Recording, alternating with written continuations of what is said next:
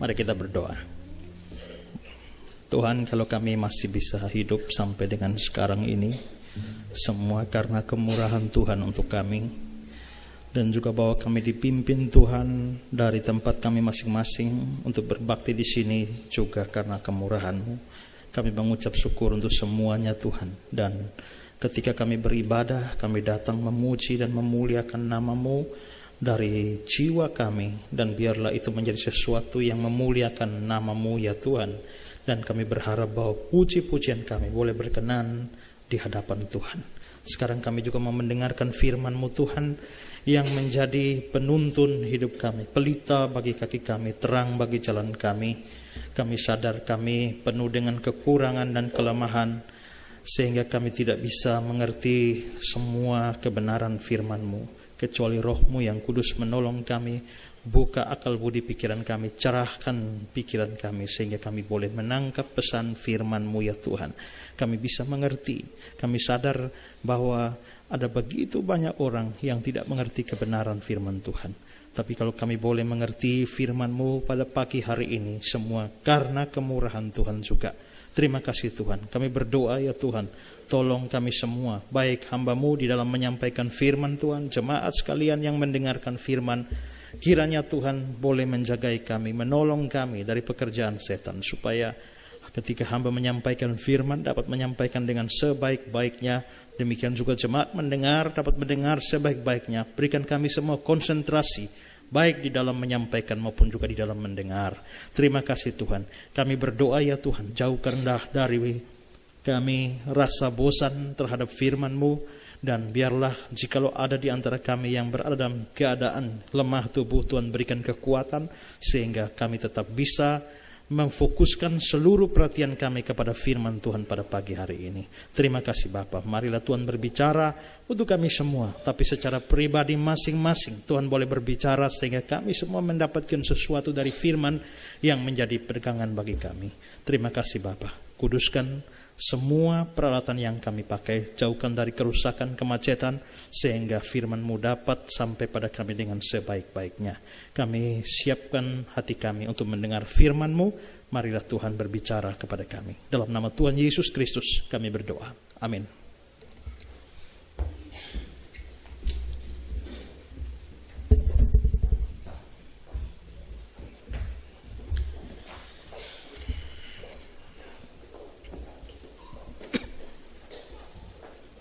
Shalom.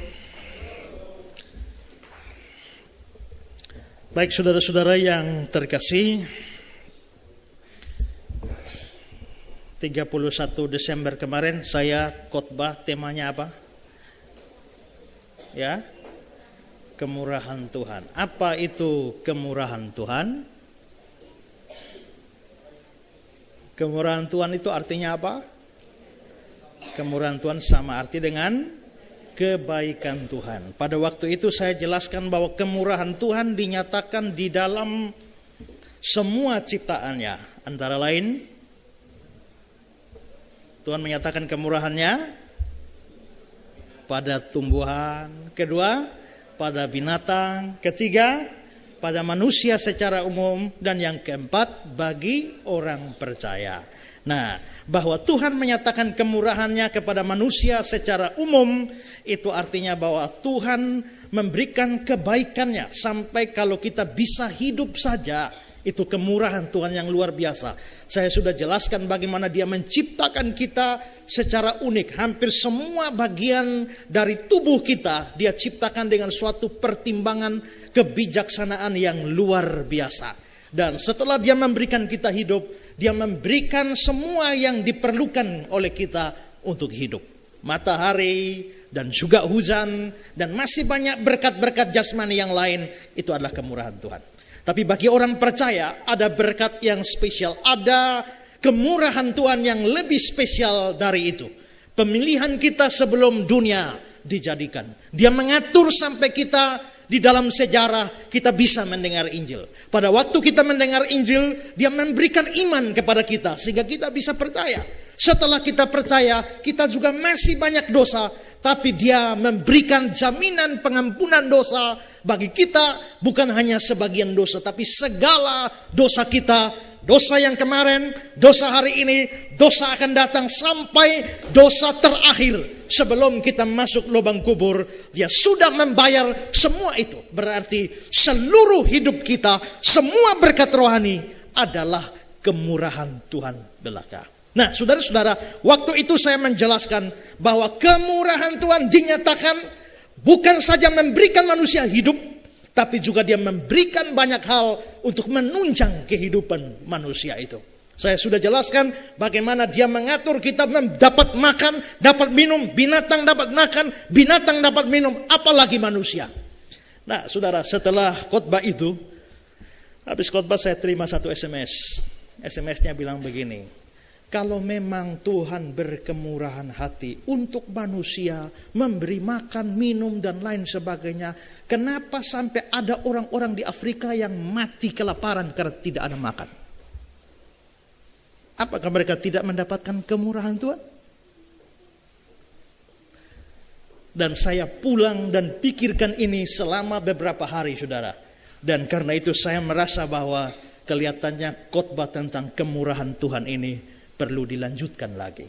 Dan karena itu hari ini saya bahas tentang khotbah hidup dalam kemurahan Tuhan bagian yang kedua. Jadi ini lanjutan dari 31 Desember kemarin. Nah, karena itu saudara, hari ini saya akan tambahkan beberapa hal yang berkaitan dengan kemurahan Tuhan. Nah, saya akan bahas dua hal saja. Yang pertama adalah sifat dari kemurahan Tuhan. Saudara-saudara, pada khotbah bagian yang pertama kemarin 31 Desember, saya sudah menyinggung sifat dari kemurahan Tuhan, di mana kemurahan Tuhan ini dinyatakan lewat beberapa ayat. Misalnya Mazmur 23 ayat 6. Kebajikan dan kemurahan. Kebajikan dan kemurahan belaka akan mengikuti aku seumur hidupku, dan aku akan diam dalam rumah Tuhan sepanjang masa. Ada menyinggung kata kemurahan, tapi dikaitkan dengan seumur hidupku sepanjang masa. Berarti Daud yang menulis Mazmur 23 sadar kemurahan Tuhan ini ada di dalam hidupnya, bahkan seumur hidupnya, bahkan membawa dia sampai ke rumah Tuhan sepanjang masa. Lalu dalam Mazmur 30 ayat 6 dikatakan, sebab sesaat saja dia murka, tapi seumur hidup dia murah hati. Seumur hidup dia murah hati. Tuhan bisa murka kepada orang karena dosa-dosanya, tapi seumur hidup orang itu ada kemurahan Tuhan yang terus menyertai dia. Nah, saudara-saudara, dua ayat ini menunjukkan kemurahan Tuhan seumur hidup sepanjang masa. Lalu kalau ini dikaitkan dengan Titus pasal 3 ayat 4, misalnya dikatakan, tetapi ketika nyata kemurahan Tuhan, kemurahan Allah. Tetapi nyata kemurahan Allah, ketika nyata kemurahan Allah, saudara, kemurahan Tuhan itu seumur hidup sepanjang masa. Tapi di sini dikatakan ketika nyata kemurahan Allah. Kalau di sini dikatakan nyata kemurahan Allah, berarti kemurahan itu nyata. Nah, kalau memang kemurahan Tuhan nyata dikaitkan dengan tadi kemurahan Tuhan seumur hidup sepanjang masa, lalu ada orang yang akhirnya menyimpulkan kemurahan Tuhan itu selalu nyata. Kemurahan Tuhan itu tetap nyata. Ada amin?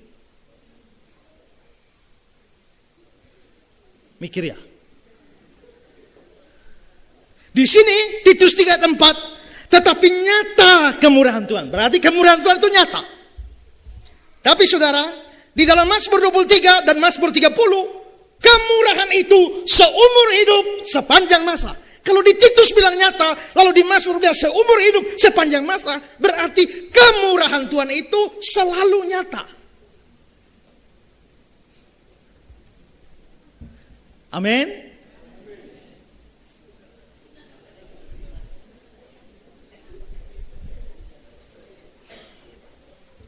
Sekarang saya tanya saudara, nyata itu apa? sampai mujizat menjadi nyata. Nyata itu apa sih? Ya, nyata itu benar-benar terjadi. Apalagi nyata itu apa? Saya memeriksa kamus tadi malam, kamus bahasa Indonesia, karena ini bahasa Indonesia. Lalu di sana dijelaskan nyata itu artinya terang atau kelihatan atau kedengaran. Terang, kelihatan, kedengaran, jelas sekali. Itu arti nyata di dalam kamus bahasa Indonesia. Nah, kalau kita mengatakan kemurahan Allah selalu nyata, maka kita mau berkata kemurahan Allah selalu kelihatan, terus kelihatan, tidak pernah tidak kelihatan. Kelihatan terus. Ada amin? Saya tanya saudara, apakah saudara selalu melihat kemurahan Tuhan dalam seluruh hidup saudara?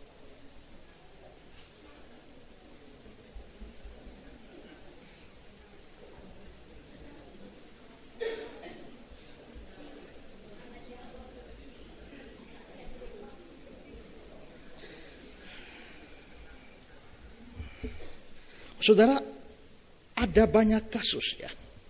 Bahkan dialami oleh anak-anak Tuhan sendiri yang saleh, beriman. Tapi terus terang pada saat-saat tertentu dari hidupnya, dia sama sekali tidak melihat kemurahan Tuhan di sana.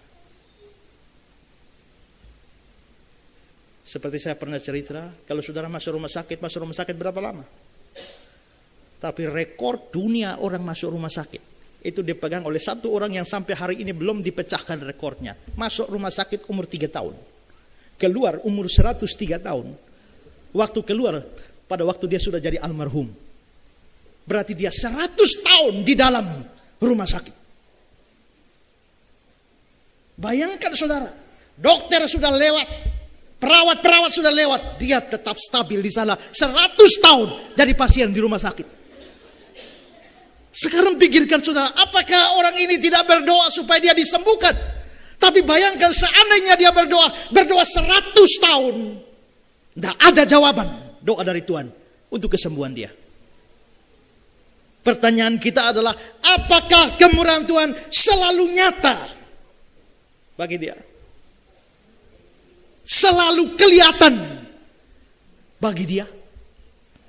Apakah dia selalu bisa melihat kemurahan Tuhan? Ada satu keluarga di Surabaya. Papa, mama, anak 4 orang mau piknik ke Malang. Tapi karena ada urusan, yang satunya, anak yang satu menyusul. Jadi papa, mama sama 3 orang anak berangkat duluan, yang satu menyusul. Dan dalam perjalanan satu keluarga ini terjadi kecelakaan, mati semua satu mobil.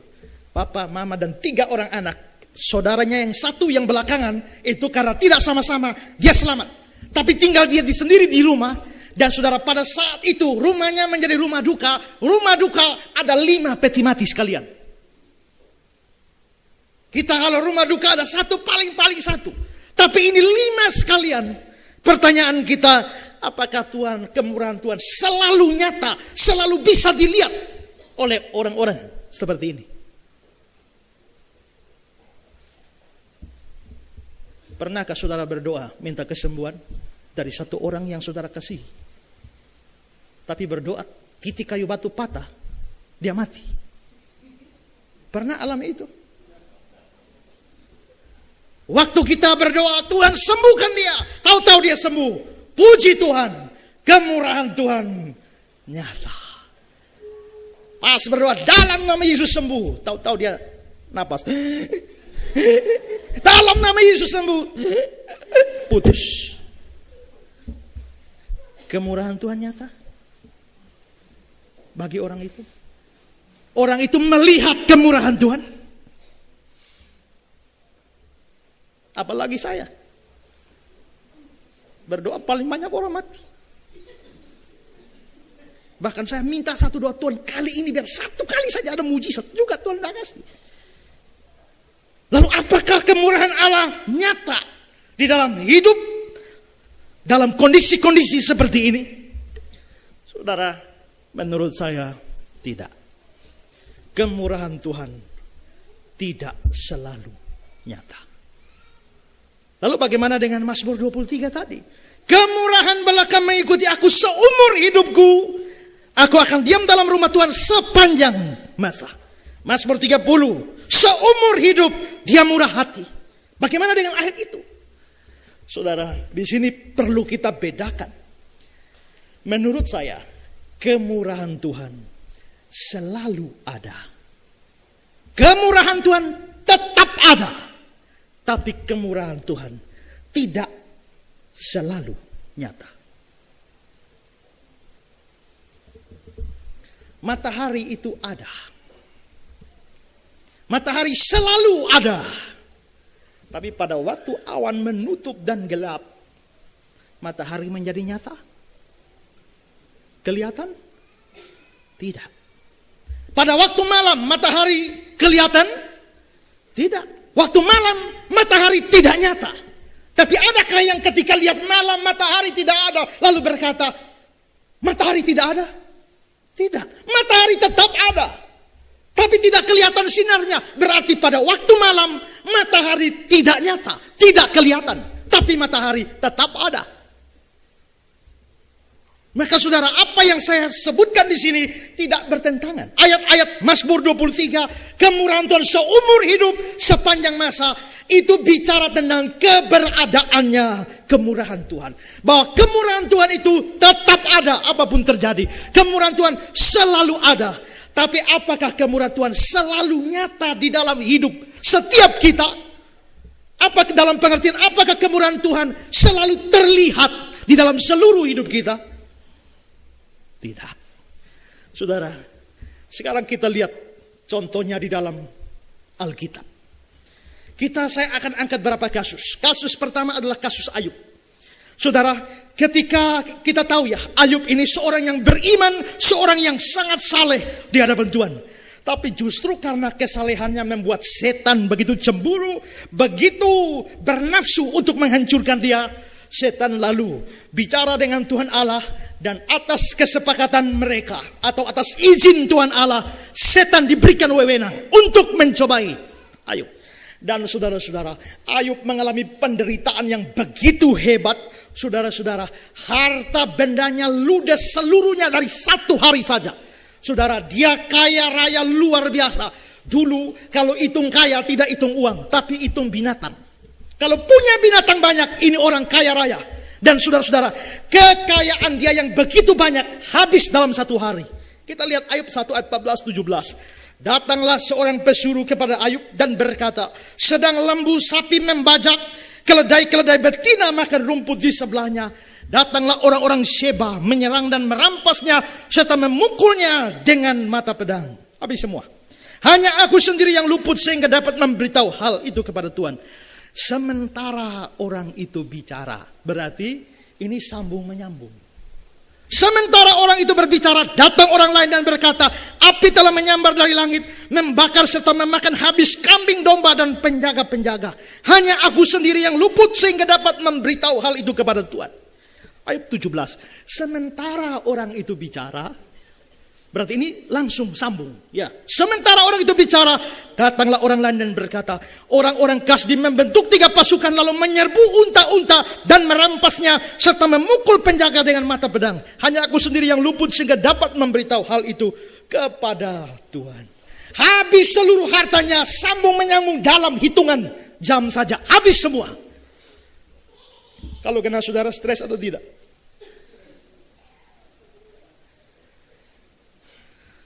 Jangankan habis saudara, rusak saja frustrasi. Saya barusan bawa mobil, tahu-tahu mobil rusak. Sudah saya perbaiki, jalan lagi rusak lagi. Perbaiki lagi, rusak lagi. Marah saya, terus saya tendang mobil ini. Saya bilang kurang ajar, lihat ada uang mulai rusak. Ya, itu hanya rusak saudara, nah hilang saudara ya. Tapi marah saya. Tapi bayangkan saudara, kalau seluruh harta saudara habis dalam satu hari.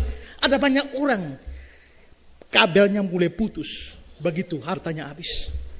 Ada orang yang ketika tokonya terbakar di Kampung Solor, dia sebenarnya bisa selamat, bisa lari keluar dari toko. Tapi saudara, dia tidak kuat untuk menerima kenyataan bahwa seluruh harta di tokonya habis. Dia pilih, biar saya bisa keluar, saya mau mati saja dengan semua barang-barang di toko saya. Dan dia tidak mau keluar, mati terbakar dengan toko-toko berapa tahun yang lalu, sampai habis. Tapi saudara, apakah Ayub ini seluruh hartanya habis dalam satu hari saja? Tidak saudara, bukan cuma harta saudara. Semua harta habis. Bayangkan saat itu tidak ada asuransi untuk semua barang-barang di toko. Atau di barang-barang semua kekayaan, tidak ada. Tapi saudara, bukan cuma itu. Bukan cuma barang-barang harta kambing dombanya habis dalam satu hari. Dalam hari yang sama terjadi satu peristiwa yang lain. Lihat ayat 18-19. Sementara orang itu berkata, berarti orang-orang yang lapor harta habis itu belum keluar. Sementara terjadi seketika, datanglah orang lain dan berkata, anak-anak tuan yang lelaki jumlahnya 7 orang. Dan yang perempuan ada 3 orang. Jadi 10 anaknya. Sedang makan-makan dan minum anggur di rumah saudara mereka yang sulung. Maka tiba-tiba angin ribut bertiup dari seberang padang gurun. Rumah itu dilanda pada 4 penjurunya. Roboh menimpa orang-orang muda itu sehingga mereka mati. Hanya aku sendiri yang luput sehingga dapat memberitahu hal itu pada Tuhan. Jadi hartanya sama anak-anaknya habis semua dalam satu hari. Bukan satu anak, 10 anak. Saudara punya anak 3. Kalau mati semua dalam satu hari bagaimana? Ini 10. Mati semua dalam satu hari. Waktu itu belum ada asuransi jiwa. Dan ludes semuanya. Ayub sendiri kena penyakit yang luar biasa hebat. Ayub 2 ayat 78. Kemudian iblis pergi dari hadapan Tuhan. Lalu ditimpanya Ayub dengan bara yang busuk. Dari telapak kaki sampai batu kepala. Dari telapak kaki sampai batu kepala. Lalu Ayub mengambil sekeping beling, menggaruk-garuk badannya sambil duduk di tengah abu. Sakit yang luar biasa. Belum ada prudensial untuk klaim sakit waktu itu. Sudah begitu saudara, istrinya sendiri bukan mendukung dia, malah menjadi batu sandungan. Seolah-olah mau menghancurkan iman dia. Ayat 9 dan 10. Maka berkatalah istri kepadanya, masih bertekunkah engkau dalam kesalehanmu? Kutukilah Allahmu dan matilah. Tapi jawab Ayub kepadanya, engkau bicara seperti perempuan gila. Apakah kita mau menerima yang baik dari Allah tapi tidak mau menerima yang buruk? Dalam kesemuanya itu Ayub tidak berbuat dosa dengan bibirnya. Jadi saudara, harta semua habis satu hari. Anak-anak 10 orang habis dalam satu hari. Dia sendiri kena penyakit yang hebat. Istrinya sendiri justru mencela dia dan menjatuhkan dia, bukan mendukung imannya, tapi berusaha menghancurkan imannya dengan kata-katanya. Saudara bisa bayangkan penderitaan seperti ini. Ini penderitaan yang luar biasa. Saya sedikit menyimpang saudara. Saudara perhatikan ayat 10. Kembali. Itu melanjutkan. Mundur.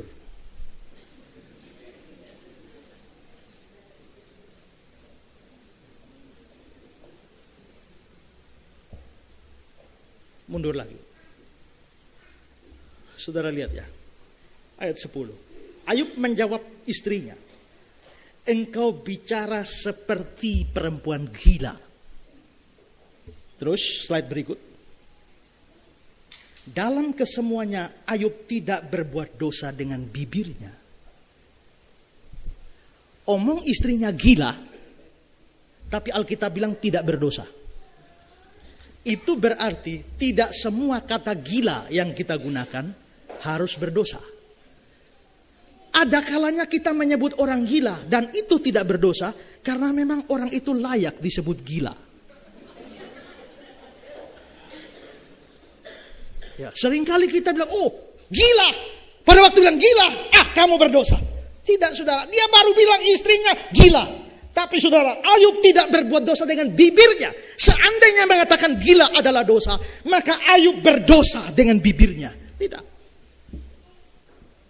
Karena itu saudara, mengatakan gila pada seseorang tidak selamanya dosa. Lihat-lihat kasusnya dulu.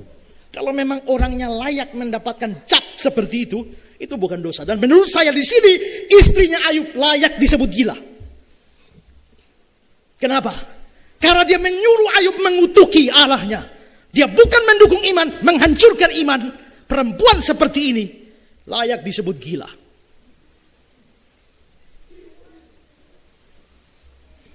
Tapi alasannya kuat ya. Jangan habis ini pulang, saudara rame-rame bilang gila. Ya. Nah, tapi saudara, di sini yang mau saya tunjukkan, Ayub itu mengalami begitu banyak hal. Saudara, memang pada waktu Ayub di pasal-pasal awal kitab Ayub, dia kelihatannya kuat sekali.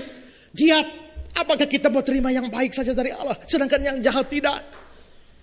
Ayub tidak berbuat dosa dengan bibirnya. Saudara-saudara, dari sini kelihatan Ayub kuat. Tapi kalau saudara baca selanjutnya di dalam Ayub pasal-pasal selanjutnya, saudara akan melihat sisi kemanusiaan dari Ayub yang bisa rapuh.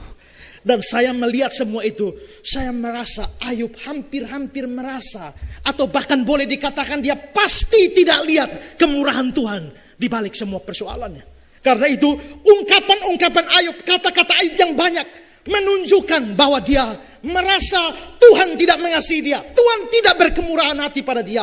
Tuhan seolah-olah membenci dia. Itu yang dirasakan oleh Ayub. Maka saudara lihat Ayub 3 ayat 23. Di sana dikatakan, kepada orang laki-laki yang jalannya tersembunyi, yang dikepung oleh Allah. Dia merasa Tuhan Allah kepung dia, tidak bisa bergerak. Lalu pasal 6 ayat 4 dan ayat 13. Karena anak panah yang maha kuasa tertancap pada tubuhku, racunnya diisap oleh jiwaku. Kedahsyatan Allah sendiri, kedahsyatan Allah seperti pasukan melawan aku. Bukankah tidak ada lagi pertolongan? Bukankah tidak ada lagi pertolongan bagiku dan keselamatanku jauh daripadaku? Di sini Ayub mulai mengeluh. Dia mengeluh karena apa? Karena seolah-olah dia merasa Tuhan menghantam dia, Tuhan menghancurkan dia, Tuhan jadi musuh dia. Sekian lama Tuhan menjadi pembelanya, Tuhan menjadi yang memberkati dia, yang menaungi dia. Tapi sekarang di tengah-tengah penderitaannya, dia merasa yang maha kuasa sementara panah dia dan menancap pada tubuhnya, dan racunnya terhisap jiwanya.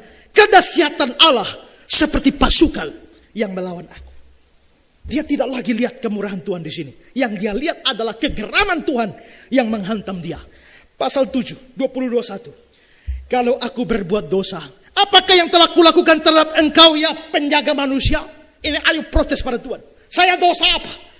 Dosa apa sampai seluruh harta saya habis, anak saya habis, istri saya seperti itu, saya sakit seperti ini. Dosa apa? Ya penjaga manusia. Mengapa engkau menjadikan aku sasaranmu? Ini Ayub protes pada Tuhan. Sehingga aku menjadi beban bagi diriku. Ayat 21. Dan mengapa engkau tidak mengampuni pelanggaranku dan tidak menghapuskan kesalahanku? Seandainya aku memang berdosa, kenapa engkau tidak hapus dosaku? Karena sekarang aku terbaring dalam debu, lalu engkau mencari aku, tetapi aku tidak akan ada lagi. Ini kata-kata orang frustrasi. Apakah Ayub lihat kemurahan Tuhan? Menurut saya dia tidak lihat kemurahan Tuhan. Ayub 9, 17-18. Dialah yang meremukkan aku dalam angin ribut, yang memperbanyak lukaku dengan tidak semena-mena.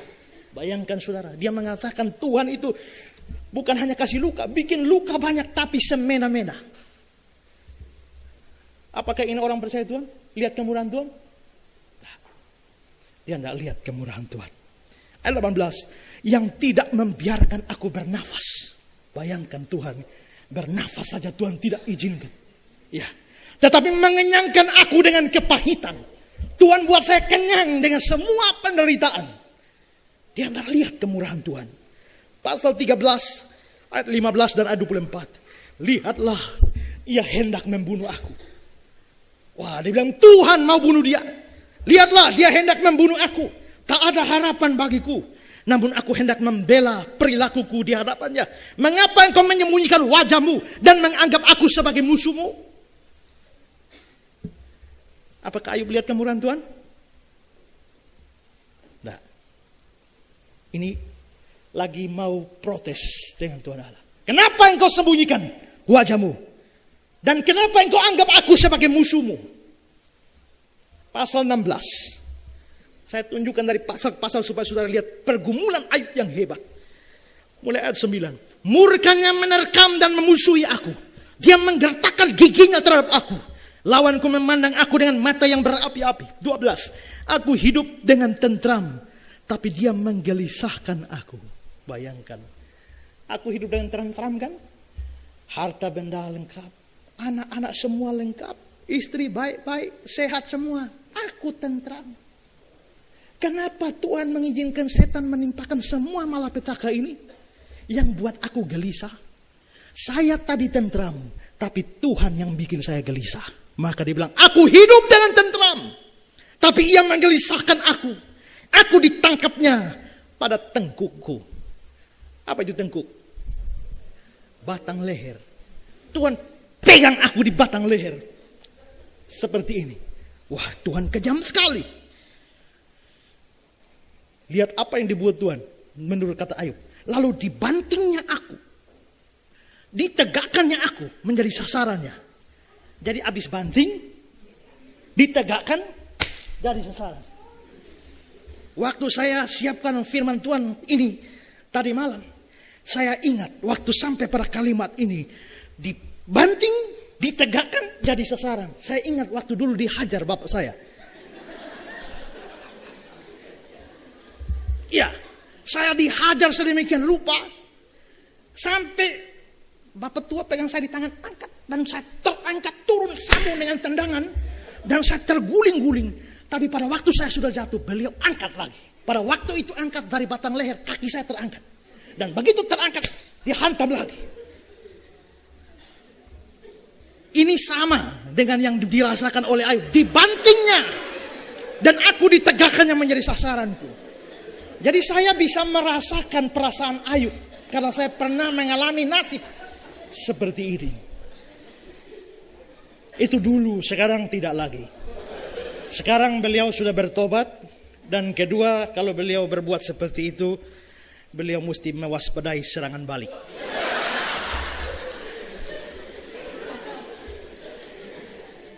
Tapi ini menyatakan penderitaan dalam rasa frustrasi yang hebat. Lalu saudara, ayat 13. Aku dihujani anak panah, ginjalku ditembusnya. Nya di sini huruf besar. Berarti Tuhan yang melakukan semua. Dihujani anak panah, ginjalku ditembusnya dengan tak kenal belas kasihan. Bayangkan, sekian lama Tuhan berbelas kasihan, bukan? Tapi dia bilang, dia tembusi ginjalku tanpa kenal belas kasihan. Empeduku ditumpahkannya ke tanah. Dia merobek-robek aku, menyerang aku, laksana seorang pejuang. Wah, ayo frustrasi ini. Pasal 19 ayat 11. Murkanya menyala terhadap aku dan menganggap aku sebagai lawannya. Saudara, setelah saya tunjukkan ayat semua, pertanyaan kita, apakah Ayub lihat kemurahan Tuhan? Nah, gelap. Dia tidak lihat semua. Kalau begitu, bisakah kita katakan bahwa di dalam seluruh hidup Ayub, Ayub selalu melihat kemurahan Tuhan? Kemurahan Tuhan selalu nyata di dalam diri Ayub? Tidak. Ada satu fase di dalam hidup Ayub di mana dia pernah lihat kemurahan Tuhan. Tapi ada satu fase yang cukup panjang di dalam kehidupannya, bahkan dia tidak melihat kemurahan Tuhan sama sekali. Orang beriman seperti Ayub pun mengalami hal seperti ini. Kemurahan Tuhan sudah pasti pernah dinyatakan pada Ayub. Tapi fakta bahwa dia pernah tidak melihat kemurahan Tuhan dalam satu fase hidupnya menunjukkan kemurahan Tuhan tidak selalu nyata di dalam hidupnya. Ini kasus Ayub. Sekarang kasus yang kedua. Kasus Yakub. Saudara, kita tahu cerita Yakub. Punya anak yang banyak. Salah satu anak yang disayangi adalah Yusuf. Dia begitu sayang. Dan perhatiannya kepada Yusuf membuat saudara-saudaranya iri. Mereka buang dia Yusuf ke lubang sumur. Mau bunuh dia. Tapi mereka lalu menjual dia ke Mesir. Mereka pulang kasih tahu bapaknya bahwa Yusuf sudah mati dimakan binatang buas. Dan bapaknya tidak pernah tahu apa yang terjadi. Karena itu bagi Yakub, dia sudah yakin, sudah percaya bahwa Yusuf memang mati, sudah mati. Nah, saudara-saudara, cerita ini berlanjut ketika terjadi kelaparan. Dan Yakub mengutus anak-anaknya yang lain untuk beli gandum di Mesir. Pada saat yang sama, Yusuf sudah jadi Perdana Menteri di sana. Dan saudara, Yusuf yang sudah tahu itu saudara-saudaranya mulai berbuat sesuatu kepada mereka. Dan dia menahan Simeon. Simeon ditahan, yang lain boleh pulang. Simeon ditahan.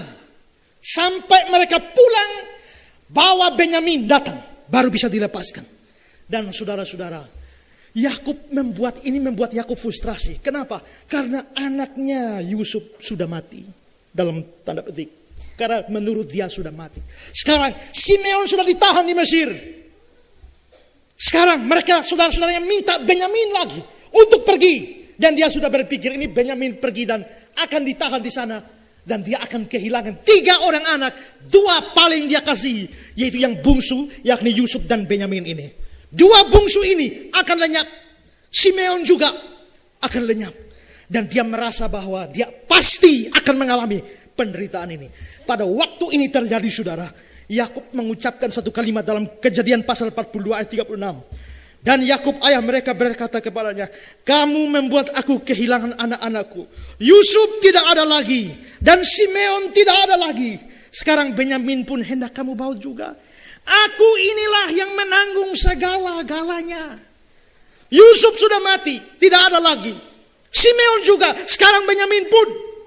Aku ini yang menanggung segala-galanya. Di sini dia mengatakan aku menanggung segala-galanya. Tapi saudara perhatikan, di sini terjemahan Alkitab kita oleh Lai, terjemahan baru, tidak pas terjemahannya. Justru terjemahan lama itu yang cocok dengan bahasa aslinya. Terjemahan lama bunyinya bilang apa? Maka kata Yakub bapaknya kepada mereka itu, kamu membuluskan aku karena Yusuf sudah tiada, Simeon pun tiada. Sekarang kamu hendak mengambil Benyamin pula. Segala perkara ini ada melawan aku. Kalau bahasa Indonesia, kalau terjemahan baru tadi, aku ini menanggung segala-galanya. Tapi terjemahan lama, segala perkara ini melawan aku. Di dalam King James, all these things are against me. Semua hal ini menentang aku. NIV juga, everything is against me. Segala sesuatu menentang aku. Jadi seolah-olah Yakub mau mengatakan semua peristiwa-peristiwa di dalam hidupnya, duka cita dalam hidupnya, ini melawan dia. Yusuf sudah mati, melawan dia. Simeon juga sudah ditahan, ini melawan dia. Sekarang Benyamin lagi, semua ini melawan dia. Mengapa Yakub sampai bisa mengatakan demikian? Kelihatannya dia tidak melihat kemurahan Tuhan di sini. Dan dia menganggap semua peristiwa di dalam hidupnya, mulai dari hilangnya Yusuf, Simeon, dan sekarang Benyamin, itu bukan mengangkat dia, itu bukan menopang dia, bukan menolong dia, tapi melawan dia. Segala sesuatu dalam hidupnya melawan dia. Dia tidak lihat kemurahan Tuhan di sana. Kemurahan Tuhan pasti sudah pernah dinyatakan pada Yakub, tapi ada saat di mana Yakub tidak melihat kemurahan itu. Dan karena itu, ini menunjukkan kemurahan Tuhan tidak selalu terlihat. Kemurahan Tuhan tidak selalu nyata. Ini kasus kedua. Sekarang kasus ketiga adalah Naomi. Alkitab cerita di Israel ada kelaparan. Orang Israel makanan pokoknya adalah roti.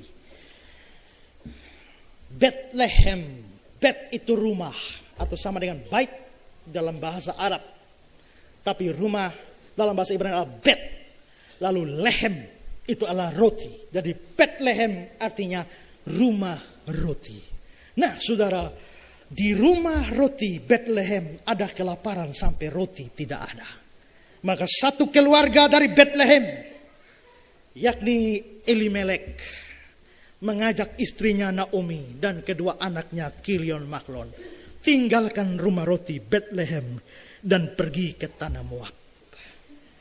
Apa yang terjadi di sana di dalam kitab Rut diceritakan. Setelah di negeri Moab, Elimelek pun mati. Tapi di sana di negeri Moab, Kilion dan Mahlon mengawini 2 perempuan Moab, yaitu Rut dan Orpa. Tapi Elimelek mati di sana sehingga Naomi jadi janda. Tapi ternyata Kilion Mahlon pun mati sehingga Rut dan Orpa pun jadi janda. Dan karena itu saudara, mereka tinggal bersama-sama dalam satu rumah. Pendeta Yakub Nahwai pernah bikin khotbah dan juga satu buku kecil. Judulnya 3 Janda Satu Rumah. Yang diambil dari Rut. Karena apa? Karena Naomi janda. Dengan 2 menantunya. Orpa dan Rut juga dua-dua janda. Mereka 3 tinggal satu rumah. 3 janda satu rumah. Nah saudara, setelah semua ini peristiwa ini terjadi. Lalu Naomi dengar di tanah Israel sudah Tuhan pulihkan. Sudah tidak kelaparan lagi. Dan sekarang Naomi hendak pulang. Dia hendak pulang kembali ke Israel. Rut mau ikut dengan dia. Tapi Orpa tidak. Dan saudara, pada waktu dia pulang dan dia bercakap-cakap dengan menantunya, Rut mengucapkan kalimat demikian. Naomi mengucapkan kalimat ini dalam Rut pasal 1. Ayat 13, masakan kamu menanti sampai mereka dewasa? Maksudnya, kamu pulanglah. Cari lagi suami yang baru. Kawinlah. Mereka tidak mau. Naomi bilang, masakan kamu kalau aku kawin lagi dan punya anak, masakan kamu tunggu lagi sampai mau kawin dengan anakku? Pulanglah. Masakan kamu menanti sampai mereka dewasa? Masakan karena itu kamu harus menahan diri dan tidak bersuami? Jangan kiranya demikian anak-anakku. Perhatikan yang saya garis bawahi. Bukankah jauh lebih pahit yang aku alami daripada kamu? Sebab tangan Tuhan teracung terhadap aku. Bukankah saya ini mengalami yang pahit di dalam hidupku? Sebab tangan Tuhan teracung terhadap aku. Berarti kelihatannya Tuhan melawan Naomi. Itu yang dia rasakan. Ayat 18. Ketika Naomi melihat bahwa Rut berkeras untuk ikut bersama-sama dengan dia, berhentilah dia berkata-kata kepadanya. Dan berjalanlah keduanya sampai mereka tiba di Bethlehem, pulang kembali kampung halaman. Ketika mereka masuk Bethlehem, gemparlah seluruh kota itu karena mereka. Dan perempuan-perempuan berkata, Naomi kah itu? Tapi dia berkata pada mereka, jangan sebut aku Naomi. Sebutlah aku Mara. Kenapa? Sebab yang Maha Kuasa telah melakukan banyak yang pahit kepadaku. Suamiku mati di negeri orang. Anakku 2 mata wayang.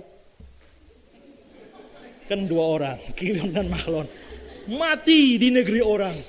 Tidak bisa bawa mereka pulang. Dikubur di tanah yang asing. Tidak bisa dikumpulkan bersama nenek moyang mereka di kampung halaman. Yang Maha Kuasa telah melakukan banyak yang pahit kepadaku. Dengan tangan yang penuh aku pergi. Tapi dengan tangan yang kosong Tuhan memulangkan aku. Tidak ada apa-apa. Mengapa kamu menyebutkan aku Naomi? Karena Tuhan telah naik saksi menentang aku. Dan yang Maha Kuasa telah mendatangkan malapetaka kepadaku. Dulu waktu sekolah minggu ada lagunya. Elimelek dengan istrinya, Kilion Mahlon buah hatinya, sudah lama mati di negeri Moab. Dengan limpah aku pun pergi, dengan hampa aku kembali. Jangan panggil aku Naomi, hanyalah si Mara namaku. Wah, itu lagu sekolah minggu. Karena saya sekolah minggu di kampung di timur sana, maka bunyinya begitu. Nah, jadi saudara-saudara, jangan panggil aku Naomi, tapi Mara. Dari kata Mara ini, Mara itu artinya pahit. Dari kata Mara ini turunkan nama Maria. Jadi orang yang nama Maria itu artinya pahit. Karena itu tidak tepat kalau mukanya manis namanya Maria. Nah saudara-saudara, Naomi itu artinya menyenangkan. Tapi Mara artinya pahit. Karena itu dia bilang jangan panggil aku Naomi.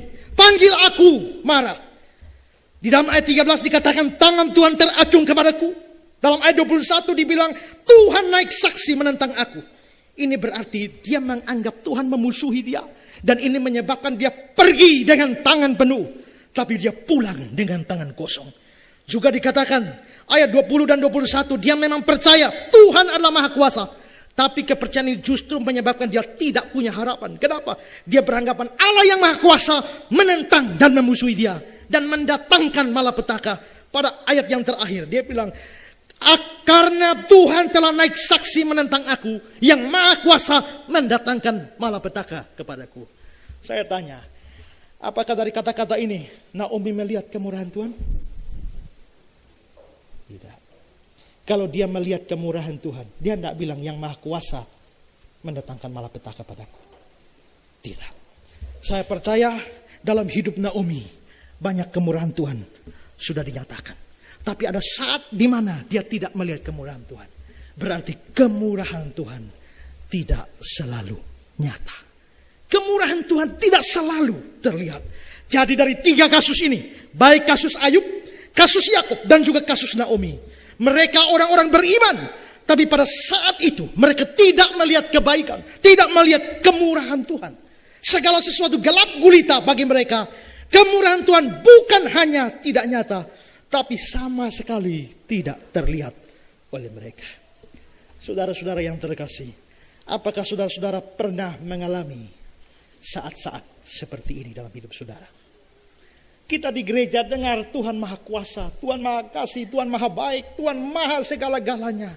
Tapi hidup saya kenapa begini? Seolah-olah yang Maha Kuasa menentang aku. Seolah-olah yang Maha Kuasa tidak peduli pada aku. Seolah-olah yang Maha Kuasa tidak bermurah hati kepada aku. Pada saat saudara mengalami pikiran seperti itu, kemurahan Tuhan tidak terlihat oleh mata saudara. Dan karena itu, dalam pengalaman kita, seringkali kemurahan Tuhan tidak nyata. Kemurahan itu ada, selalu ada, tetap ada. Seumur hidup, sepanjang masa. Tapi kemurahan itu tidak selalu nyata di dalam hidup kita. Kalau saudara pernah mengalami masa-masa seperti ini, dan sangat besar kemungkinan hidup saudara di 2014 juga mengalami hal semacam ini, saudara tidak melihat kemurahan Tuhan di sana. Pada saat-saat seperti itu, sekalipun saudara tidak melihat kemurahan Tuhan, tapi ingat, kemurahan itu tetap ada, selalu ada, biarpun tidak nyata, tidak selalu nyata. Saudara, bahwa kemurahan Tuhan ini tetap ada bagi mereka yang mengalami saat-saat tergelap dari hidup mereka. Ini terlihat dengan fakta dari 3 kasus yang saya angkat. 3 kasus yang saya angkat ini, justru waktu mereka tidak melihat kemurahan Tuhan. Tapi apa yang terjadi setelah itu, saudara? Mari kita lihat kasus demi kasus kembali. Pertama, dalam kasus Ayub. Ayub tadi saya sudah tunjukkan begitu banyak ayat. Dia seolah-olah perang melawan Tuhan. Tuhan tidak mengasihani dia. Tuhan berbuat semena-mena terhadap dia. Tapi saudara, di ujung pergumulan, ini Ayub 1, Ayub 2, itu masih menunjukkan Ayub kuat iman. Tapi mulai Ayub pasal 3 sampai seterus hampir akhir pergumulan Ayub dengan teman-temannya, mereka memperbincangkan soal penderitaan Ayub. Tapi di ujung kitab Ayub, Tuhan memulihkan keadaan Ayub luar biasa. Pasal 42 ayat 10 sampai 15. Lalu Tuhan memulihkan keadaan Ayub setelah dia meminta doa untuk sahabat-sahabatnya. Dan Tuhan memberikan kepada Ayub 2 kali lipat dari segala kepunyaannya dahulu. Semua yang habis diganti 2 kali lipat. Kemudian datanglah kepadanya semua saudaranya laki-laki dan perempuan, dan semua kenalannya yang lama makan bersama-sama dengan dia di rumahnya. Mereka menyatakan turut berduka cita dan menghibur dia oleh karena segala malapetaka yang ditimpakan Tuhan kepadanya.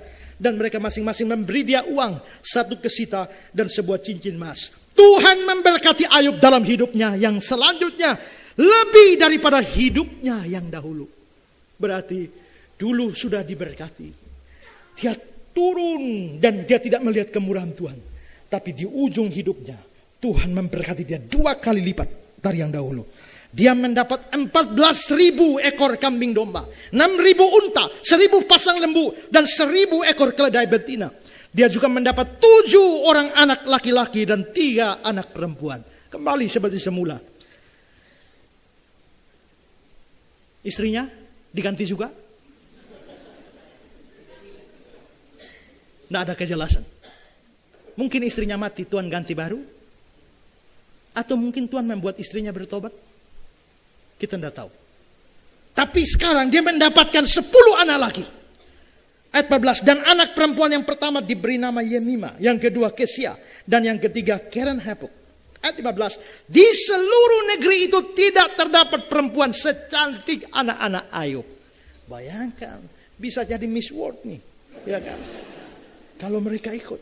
Dan mereka diberi ayahnya milik pusaka di tengah-tengah saudaranya laki-laki. Berarti saudara, kita bisa lihat ujung hidup Ayub. Ternyata kemurahan Tuhan muncul lagi. Di awal hidupnya ada kemurahan Tuhan. Satu fase yang panjang dia tidak lihat kemurahan Tuhan. Tapi kemurahan Tuhan muncul di sini. Di sini kemurahan Tuhan nyata. Di sini nyata. Tapi di sini tidak nyata.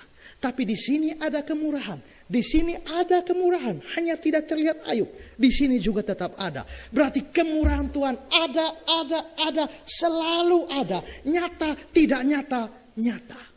Berarti kemurahan Tuhan tidak selalu nyata. Tapi selalu ada. Saudara-saudara, sampai Ayub, cerita Ayub menjadi suatu pelajaran untuk generasi selanjutnya. Tentang bagaimana orang beriman bertahan dalam penderitaan. Maka Yakobus mengatakan dalam Yakobus 5 ayat 11. Sesungguhnya kami menyebut mereka berbahagia. Yaitu mereka yang telah bertekun. Kamu telah mendengar tentang ketekunan Ayub. Dan kamu telah tahu apa akhirnya yang disediakan Tuhan baginya. Karena Tuhan Maha Penyayang dan penuh belas kasihan. Kenapa Tuhan berikan semuanya? Karena Tuhan Maha Penyayang, penuh belas kasihan. Ini kemurahan hati Tuhan. Dinyatakan pada dia. Jadi saudara, ada kalanya kemurahan Tuhan tidak nyata dalam hidup saudara. Tapi dia tetap ada. Kasus Yakub. Yakub tadi mengatakan segala sesuatu menentang aku. Kehilangan Yusuf, kehilangan Simeon, sekarang mau kehilangan Benyamin lagi. Tapi saudara, kita tahu cerita selanjutnya. Ternyata pembesar Mesir yang menahan Simeon itu justru adalah Yusuf. Yang meminta Benyamin datang itu juga adalah Yusuf. Sehingga nanti Yakub akan pergi ke Mesir. Dia berpikir sudah kehilangan Yusuf. Sudah kehilangan Simeon. Dan akan kehilangan Benyamin. 3 ini akan hilang. Begitu dia pergi ke Mesir, dia ketemu Yusuf lagi. Simeon ini karena yang tahan Yusuf, maka dibebaskan lagi, dapat kembali Simeon.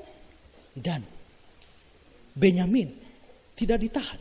Karena itu juga yang mau tahan itu adalah Yusuf, maka dilepaskan juga.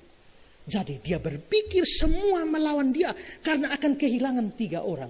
Tapi dalam beberapa saat ke depan 3-3-nya kembali kepada dia. Wah, ini luar biasa. Waktu dia berpikir akan kehilangan 3 orang itu, dia berpikir dia tidak lihat kemurahan Tuhan. Kemurahan Tuhan tidak nyata di dalam hidupnya.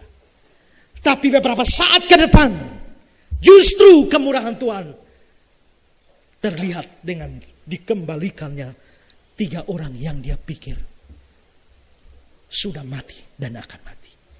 Matthew Henry mengomentari ini dan berkata, Yakub menganggap Yusuf mati dan Simeon dan Benyamin sebagai ada dalam bahaya.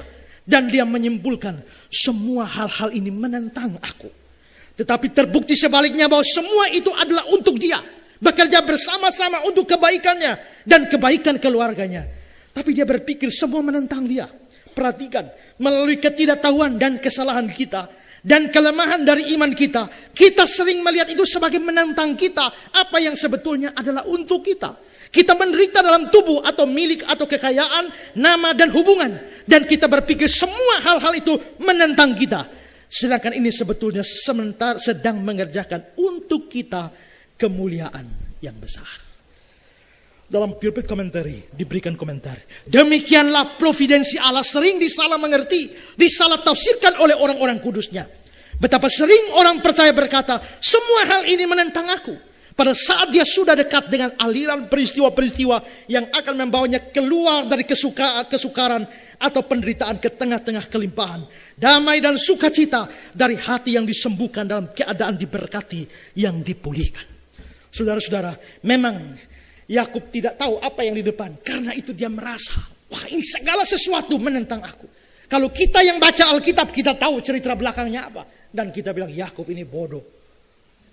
Karena kita sudah tahu. Waktu itu Yakub belum tahu. Tapi waktu saudara sendiri alami penderitaan, kesulitan, problem-problem, saudara tidak tahu jadi apa di sana. Waktu itu saudara merasa kemurahan Tuhan tidak nyata. Tapi saudara, kalau Tuhan yang maha tahu lihat semua dan dia atur. Waktu dia tahu kita saat ini tidak melihat kemurahan Tuhan di sini. Tapi kemurahan Tuhan tetap ada dan dinyatakan di sini. Waktu 5 tahun yang lalu, saya out dari gereja yang lama. Saya merasa, bukankah saya membela kebenaran? Bukankah saya hanya menyatakan kebenaran? Bukankah saya memberitakan firman? Kenapa saya mesti mengalami peristiwa ini? Hari itu seolah-olah saya tidak melihat kemurahan Tuhan. Kenapa? Karena saya belum melihat ada jemaat ini. Karena saya belum melihat ada gereja ini. Tapi kalau sampai hari ini dan saya melihat, wah, ada orang sebegini banyak yang ada di sini mendengar saya khotbah, itu tidak pernah ada dalam bayangan saya 5 tahun yang lalu. Dan kalau saya lihat ke belakang, wah, waktu itu saya tidak lihat kemurahan Tuhan. Kemurahan Tuhan seperti tidak nyata bagi saya. Tapi ternyata kemurahan itu tetap ada waktu itu dan dinyatakan pada hari ini. Karena itu saudara, kalau saudara adalah anak Allah, pada saat segalanya gelap gulita bagi saudara, jangan pernah putus asa seperti Yakub. Percayalah Allah mengarahkan semuanya demi kebaikan saudara. Bahkan mungkin seperti Yakub, saudara sudah sangat dekat dengan kebahagiaan.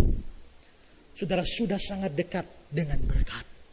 Saudara sudah sangat dekat dengan kemurahan Tuhan yang lebih besar.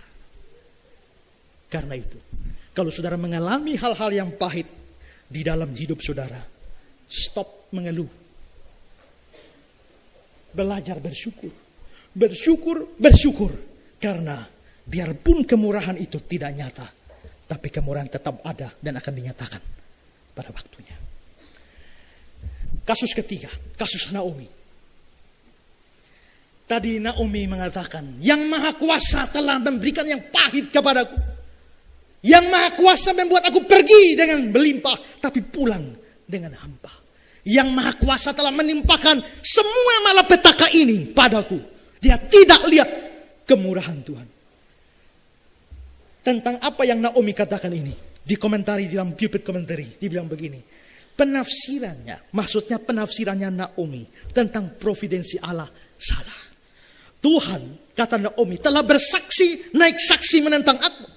Manusia sering membayangkan atau menghayalkan bahwa jika Allah bisa mencegah penderitaan, tetapi mengizinkannya, dia tidak menyenangi dan bersahabat dengan orang-orang yang terkena penderitaan itu. Tapi tidak demikian. Dia menghajar barang siapa yang dikasihinya. Ketika Ayub memperingatkan kita, kitab Ayub memperingatkan kita terhadap kesalahan pengertian tentang malapetaka dan bencana. Perhatikan kalimat ini. Betapa sering merupakan sesuatu yang benar, seperti penyair koper mengetahui dan menyanyikan. Di balik providensi yang merenggut dan cemberut, Allah menyembunyikan wajah yang tersenyum. Bahwa di balik providensi Allah yang merenggut, Allah menyembunyikan wajah yang tersenyum. Terlihat dari kelanjutan ceritanya Naomi.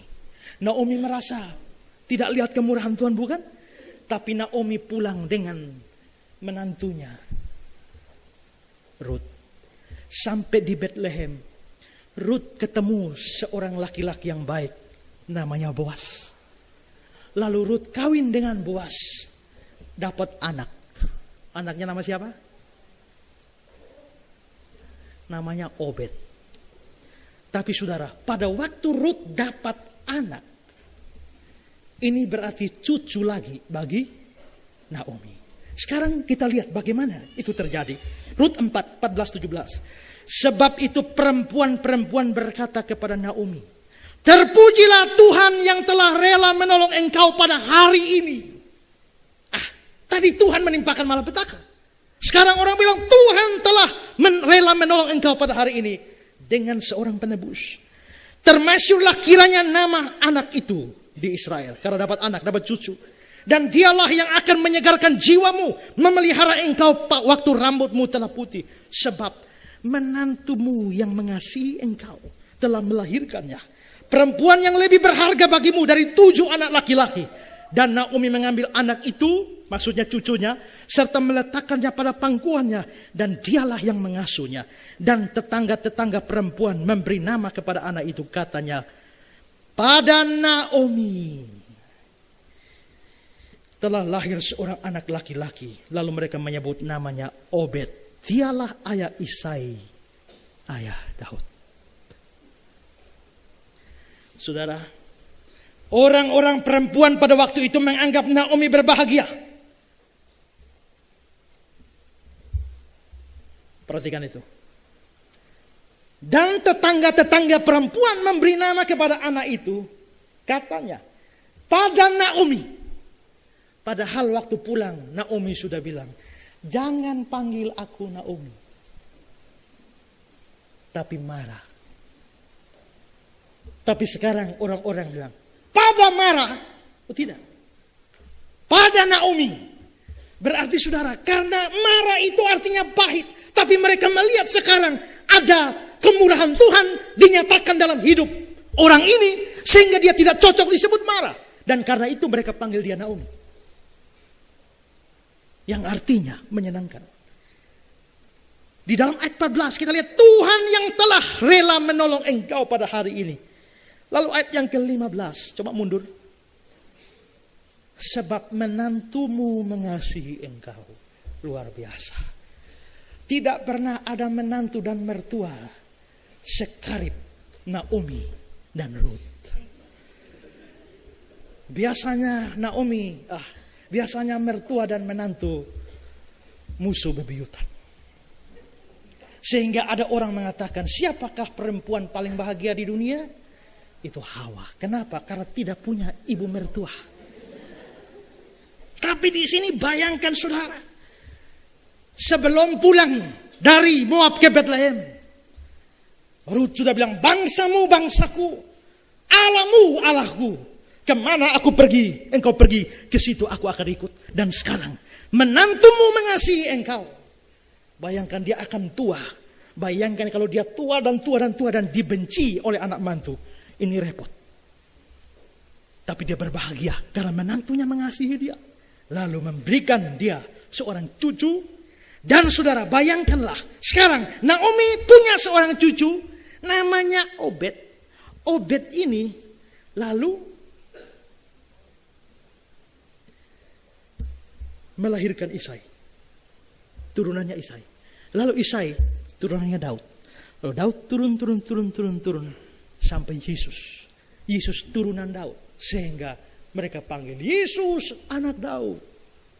Bayangkan saudara. Berarti menikahnya Ruth dengan Boaz. Ini adalah providensi Tuhan di bagian paling atas yang akan menurunkan Yesus. Jikalau Ruth tidak kawin dengan Boaz, Daud tidak pernah ada. Kalau Daud tidak pernah ada, Yesus tidak pernah ada. Kalau Yesus tidak pernah ada, saudara dan saya masuk neraka semua. Jadi beruntung 2 orang itu kawin. Dan begitu mereka punya anak, itu adalah kebahagiaan. Bahwa Naomi melihat kemurahan Tuhan mulai dinyatakan di dalam hidupnya. Dia pernah mengalami kemurahan Tuhan. Satu fase dalam hidupnya dia tidak lihat kemurahan sama sekali. Tidak nyata. Tapi di ujung hidupnya kemurahan Tuhan yang ada itu kembali nyata. Jadi cerita Naomi dan Ruth ini mula-mula kelihatan buruk. Tapi akhirnya happy ending. Ruth 1 bercerita. Semua jadi gelap. Ruth 2 mulai muncul titik terang. Ruth pasal 3 titik terang itu menjadi makin terang. Dan Ruth pasal yang keempat, terang itu kelihatan makin bersinar terang. Kalau saudara anak Tuhan, sekalipun saat ini saudara ada dalam kegelapan yang bagaimanapun pekatnya, saudara tidak pernah lihat kemurahan Tuhan. Ingat kisah Ruth dan Naomi ini. Itulah jalan hidup orang benar. Tidak selamanya terang. Terang bisa gelap pekat, tapi satu hari nanti terang akan muncul lagi. Amsal 4 ayat 18, nats pembimbing kita tadi. Jalan orang benar itu seperti cahaya fajar yang kian bertambah terang sampai rembang tengah hari. 3 pengalaman dari 3 tokoh ini membuat kita sampai pada satu kebenaran bahwa kemurahan Tuhan memang tidak selalu nyata, tapi selalu ada. Dan saatnya yang tepat Tuhan akan menyatakannya. Bahkan saudara, menurut saya Tuhan mengatur sehingga kita tidak selamanya selalu melihat kemurahan Tuhan. Karena kalau kita lihat kemurahan, lihat, lalu kita memuji Tuhan dan bersyukur, itu biasa.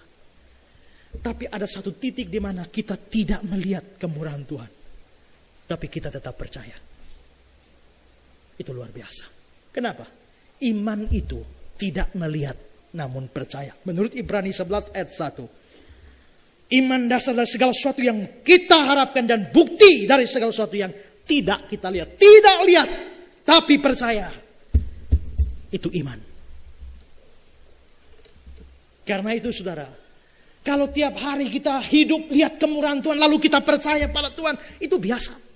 Tapi kalau saudara tidak lihat kemurahan Tuhan, rasanya berdoa Tuhan tidak jawab, berseru, Yesus dengar doaku, sampai gara gantang mau bocor, tapi Yesus tidak dengar. Kita sudah pakai banding-banding orang lain, Yesus tolong saya juga, tapi Yesus tidak tolong juga, kemurahan tidak kelihatan. Maukah saudara tetap percaya? Kemurahan itu tidak kelihatan, tapi tetap ada. Nanti saatnya dia akan dinyatakan. Nah, saudara-saudara, itu kesimpulan kita dari 3 kasus ini. Dan sekarang saudara, hal kedua terakhir yang mau saya bahas adalah sikap kita ketika kemurahan Tuhan tidak terlihat itu mesti bagaimana. Saya percaya semua kita ada satu fase di dalam hidup kita yang bahkan kita tidak melihat kemurahan Tuhan. Menurut saya omong kosong kalau saudara tidak mengalami itu. Kalau saudara benar-benar anak Tuhan, ada saatnya saudara akan mengalami hal seperti itu. Seolah-olah Tuhan tidak peduli. Kita berdoa kayu batu patah juga, seolah-olah tidak ada jawaban. Tidak melihat tangan Tuhan yang berkemurahan itu. Itu pasti ada. Saya pernah cerita bukan? Bagaimana tahun berapa itu? Kasus di dalam keluarga kami. Mata bapak saya itu punya problem. Karena beliau lihat semua orange. Pakai baju putih ke apakah orange semua. Kalau lihat baju orange ya memang tetap orange. Tapi yang lihat yang lain juga tetap semua orange. Lalu kami mau periksa-periksa di sini, dirujuk mesti ke Surabaya. Rumah sakit Dr. Sutomo. Bayar sekian juta. Ya sudah, kita kumpul keluarga, baku tambah duit untuk pergi ke sana dan operasi. Dan setelah selesai operasikan ditambal seperti biasa. Dokter bilang setelah berapa hari baru akan lepas tambalannya. Dan itu akan menentukan hasilnya.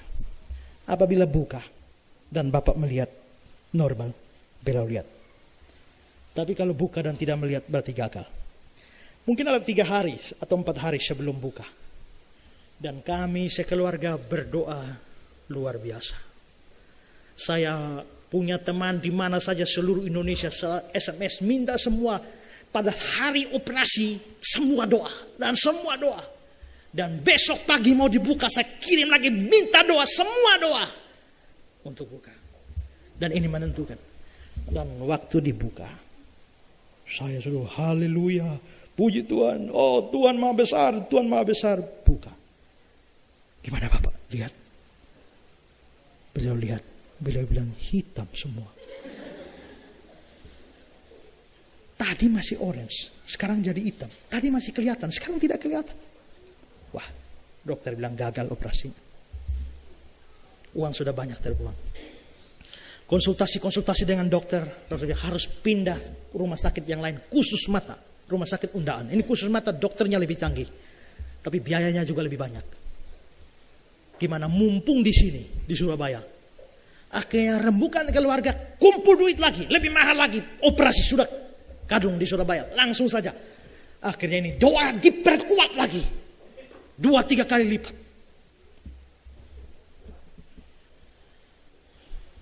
Dan hal yang sama terjadi waktu operasi doa mati-matian. Pas mau buka, doa lagi. Begitu mau buka, saya damati dalam nama Yesus. Mujizat nyata. Mujizat nyata. Buka. Lihat apa Bapak? Gelap.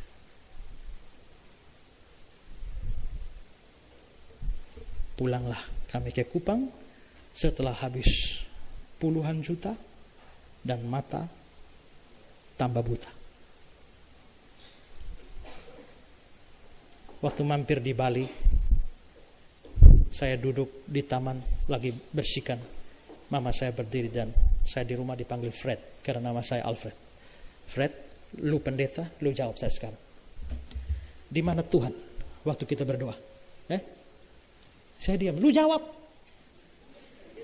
Waktu kita berdoa di mana Tuhan? Bapak dengan mama ini layani Tuhan dari muda sudah layani Tuhan. Penginjil siapa yang tidak kita terima? Kita sponsor hamba Tuhan kemana-mana, bikin KKR di mana-mana, perpuluhan non-stop. Lu jawab, di mana Tuhan waktu kita berdoa? Jawab. Saya angkat muka, tidak tahu mama Tuhan di mana.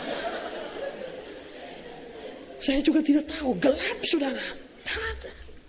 Hari itu kemurahan Tuhan sama sekali tidak terlihat. Dan pulang, dan Bapak tetap buta sampai hari ini.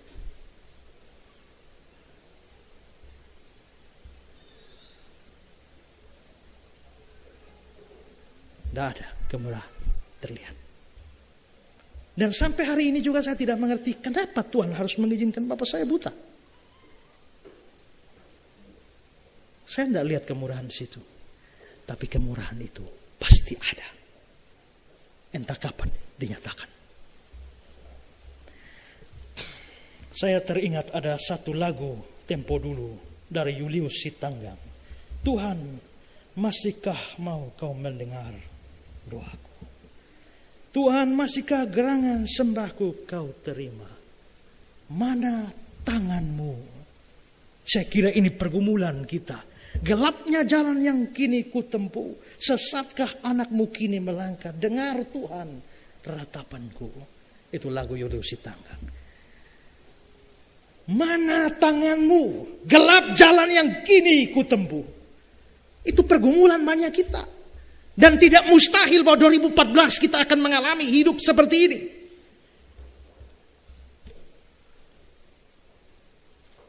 Semoga ada kesempatan Pak Jimmy akan bersaksi bagi kita semua bagaimana pergumulan dia di tahanan. Hari itu apakah kita kurang berdoa? Semua doa, semua usaha kita kerjakan. Tapi tangan kemurahan Tuhan seperti tidak kita lihat. Dalam kondisi semacam ini, kita mesti lakukan apa? Kita mesti buat apa? Pertama saudara, yang harus kita lakukan, pandanglah pada keselamatan rohani dan salib Kristus. Dalam Roma 5 ayat 8, akan tetapi Allah menunjukkan kasih-Nya kepada kita oleh karena Kristus telah mati untuk kita ketika kita masih berdosa. Saudara, sesungguhnya kemurahan Tuhan terbesar yang pernah dinyatakan kepada kita adalah bahwa Dia menyelamatkan kita pada waktu kita masih berdosa. Ini kemurahan Tuhan terbesar. Dalam Titus pasal 3 ayat 4 sampai ayat 7. Tetapi ketika nyata kemurahan Allah, juru selamat kita dan kasih-Nya kepada manusia, pada waktu Dia telah menyelamatkan kita. Dia menyelamatkan kita. Bukan karena perbuatan baik yang kita lakukan, tapi karena rahmat-Nya yang sudah dilimpahkannya kepada kita oleh Yesus Kristus juru selamat kita, supaya kita sebagai orang yang dibenarkan oleh kasih karunia-Nya berhak menerima hidup yang kekal. Ini kemurahan terbesar. Nah, kemurahan terbesar sudah nyata, sudah diberikan bagi kita waktu Kristus menyelamatkan kita dari dosa-dosa kita. Itu kemurahan terbesar sudah ada. Dan saudara, Yesus Kristus berkata, apa artinya seorang punya isi dunia tapi dia kehilangan nyawanya?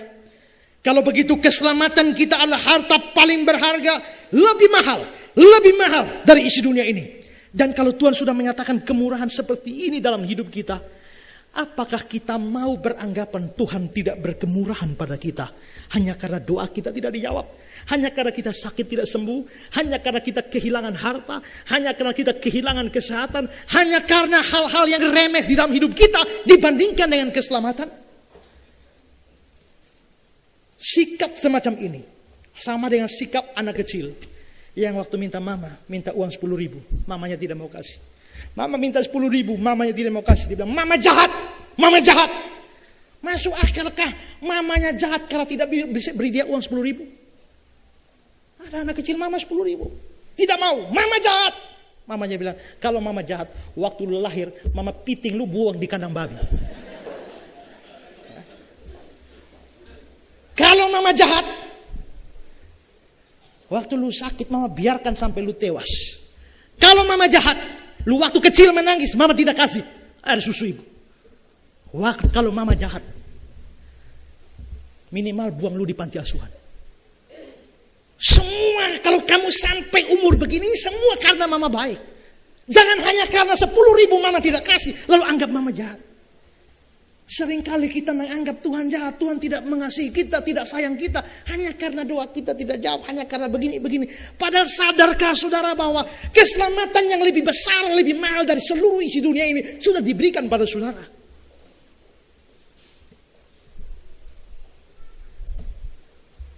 Hanya karena putus cinta, tembak sana, tembak sini, tidak pernah berhasil. Lalu kita mengatakan, Tuhan, di mana kemurahan-Mu? Anton tolak, Joni tidak mau, Maxi juga tidak. Apalagi Tofel.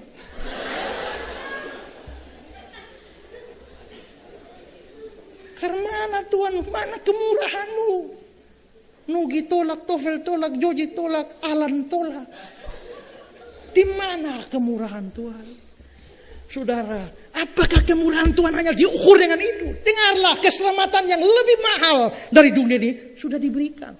Karena itu kalau hal remeh-remeh seperti ini, Tuhan seolah-olah tidak mengikuti kemauan kita. Jangan pernah cap Tuhan tidak bermurah hati. Karena itu apabila saudara mengalami saat yang paling gelap dalam hidup saudara, ingatlah keselamatan rohani. Ingatlah salib Kristus. Itu klimaks, puncak dari kemurahan Allah bagi kita. Kalau kita ingat semua itu, ingat cinta kasih Tuhan. Seandainya Tuhan buat ini, tidak bikin ini bagi saya tidak peduli. Tuhan tetap baik, tetap murah hati. Ini pertama. Kedua, yang paling terakhir yang harus kita lakukan waktu kemurahan Tuhan tidak kita lihat adalah tetap beriman pada janji Tuhan dalam Roma pasal 8 ayat 28. Kemarin tanggal 1 Umi sudah singgung ayat ini, Roma 8 ayat 28. Kita tahu sekarang bahwa Allah turut bekerja dalam segala sesuatu untuk mendatangkan kebaikan bagi mereka yang mengasihi Dia, yaitu bagi mereka yang terpanggil sesuai dengan rencana Allah. Saudara, konteks dari Roma pasal 8 ini ayat 28 yang kita baca. Tapi mulai dari Roma 8 ayat 18 sampai ayat 27, di situ Paulus mengungkapkan tentang sisi negatif dari kehidupan orang percaya, di mana penindasan, penderitaan, perbudakan, segala macam hal yang buruk itu bisa dialami oleh orang-orang percaya. Itu dimulai dari ayat 18. Dan karena itu ayat 18 dari Roma pasal 8 dikatakan, sebab aku yakin bahwa penderitaan zaman sekarang, dan seterusnya ayat 19, terus ayat 20 sampai ayat 27. Paulus bicara tentang penderitaan orang percaya. Tapi lalu dia tutup dengan ayat yang ke-28. Allah turut bekerja dalam segala sesuatu. Berarti segala apa? Segala penderitaan zaman sekarang. Memang saudara ya, di dalam terjemahan baru kita, Allah turut bekerja dalam segala sesuatu. Ini terjemahan yang kurang pas dari sisi bahasa asli. Yang pas dari sisi bahasa asli justru adalah terjemahan lama. Terjemahan lama mengatakan, tetapi kita mengetahui bahwa bukan Allah turut bekerja, tapi segala sesuatu bekerja bersama-sama mendatangkan kebaikan bagi orang-orang yang mengasihi Allah. Jadi yang bekerja itu adalah segala sesuatu. Segala sesuatu bekerja bagi orang percaya. Di dalam King James juga.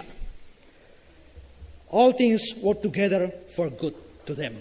Segala sesuatu, segala hal bekerja bersama untuk kebaikan bagi mereka yang mengasihi Allah. Tapi saudara, biarpun di sini terjemahan lain yang baru tidak secara hurufiah sesuai teks asli, tapi juga bisa dibenarkan. Kenapa? Karena segala sesuatu itu tidak mungkin bekerja sendiri. Pasti Allah yang ada di balik segala sesuatu itu. Dan segala sesuatu ini bekerja, akhirnya adalah kebaikan bagi orang yang mengasihi Dia. Lepas dari persoalan terjemahan itu, tapi ada janji yang sangat indah dalam ayat 28. Segala sesuatu yang menimpa orang percaya pasti berujung pada kebaikan. Saya kutip kata-kata Thomas van den Ende. Van den Ende berkata, tiada yang dapat merugikan mereka yang sungguh-sungguh mengasihi Allah. Sebaliknya segala hal yang menimpa mereka, termasuk nasib yang digambarkan dalam ayat 35. Maksudnya ayat 35 dari Roma 8. Itu ada kata penindasan, kesesakan, penganiayaan, kelaparan, ketelanjangan, bahaya, atau pedang. Semua itu harus membantu mereka mencapai keselamatan. Karena hal-hal itu meneguhkan iman mereka dan mengikat mereka erat-erat pada Yesus Kristus. Namun Tuhanlah yang membuat segala hal turut mendatangkan kebaikan. Sebab Dia berkuasa atas segala sesuatu. Orang Kristen percaya kepada Allah, bukan kepada nasib. Daun dan rumput, hujan dan kemarau, masa kelimpahan dan kekurangan, makanan dan minuman, sehat dan sakit, kekayaan dan kemiskinan, dan segala hal tidak menimpa kita secara kebetulan, tapi datang dari tangan Bapa saja. Tidak ada musibah yang benar-benar musibah bagi seorang percaya. Musibah itu hanya mendatangkan kebaikan.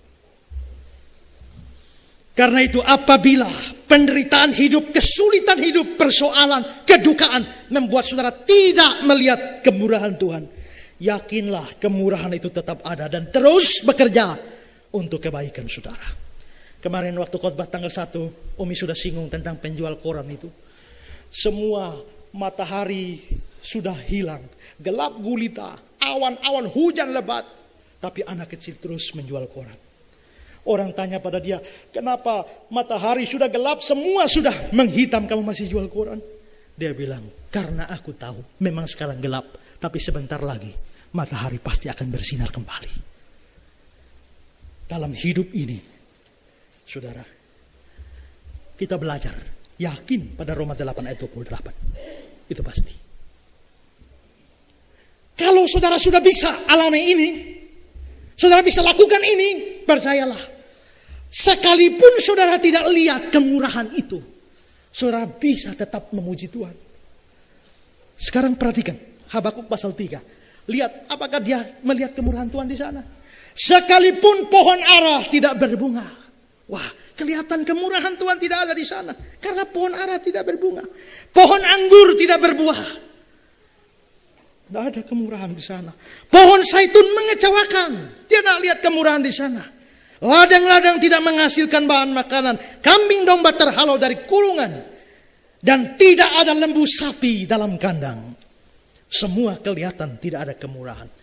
Tapi ayat 18. Namun aku akan bersorak-sorak di dalam Tuhan. Beria-ria di dalam Allah yang menyelamatkan aku. Kenapa dia bisa beria-ria, bisa bersorak-sorak walaupun tidak lihat kemurahan Tuhan? Karena dia percaya kemurahan itu tidak terlihat, tapi ada.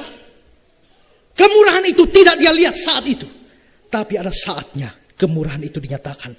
Allah turut bekerja dalam segala sesuatu mendatangkan kebaikan bagi kita. Maukah saudara selalu percaya pada Tuhan bahwa Dia murah hati kepada saudara, bahkan pada saat saudara tidak pernah melihat kemurahan itu? Saya ingat waktu dulu kuliah di kampus, ada satu orang barat khotbah, saya lupa siapa dia. Tapi kalimatnya masih saya ingat sampai hari ini. Dia bilang, kalau hidup saudara berat dan gelap, kalau semua gelap dan saudara berusaha menemukan wajah Tuhan, dan wajah Tuhan pun tidak kelihatan, coba usaha lihat tangan Tuhan. Dan seandainya tangan Tuhan pun tidak bisa kamu lihat, wajahnya tidak kelihatan, tangannya tidak kelihatan, betul-betul gelap, percaya satu hal, hati Tuhan. Itu saja. Bahwa hati Tuhan penuh dengan kemurahan. Dia akan menyatakan kemurahan bagi orang-orang yang mengasihi Dia. Pada saat matahari tak terlihat oleh mata kita karena tertutup oleh awan gelap, itu tidak berarti matahari lenyap. Matahari tetap ada dan akan bersinar pada waktunya. Tuhan memberkati saudara sekalian. Amin.